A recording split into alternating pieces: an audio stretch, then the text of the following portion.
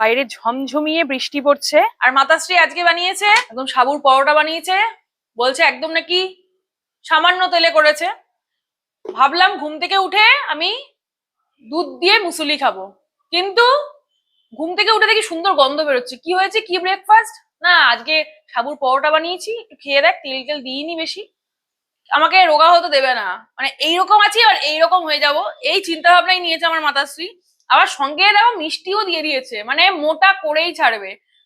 নন বেঙ্গলের চাটনি খায় না, পরোটার সঙ্গে চাটনিও দিয়ে দিয়েছে। লঙ্কাটা নেই, কাঁচা লঙ্কা আছে হাফ হাফ, এ দেখো কাঁচা লঙ্কা আছে হাফ হাফ আছে, সব আছে। আপেলটা নেই, নাসিকের আপেল বেদানা নেই, আজকে যেহেতু শনিবার ওই জন্য আপেল নেই।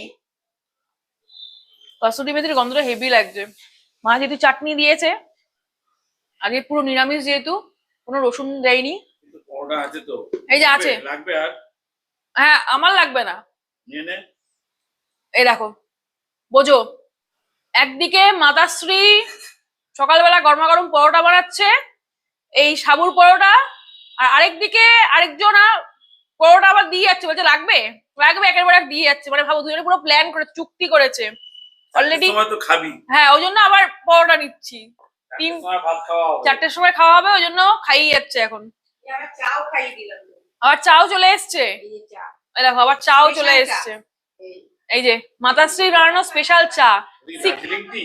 দার্জিলিং টি। এটা না দার্জিলিং টি না, এটা হচ্ছে সিকিমের কাপে চা দিয়েছে, সিকিমের কাপ, সিকিম থেকে আনা হয়েছে, সিকিম টি। সিকিম টি।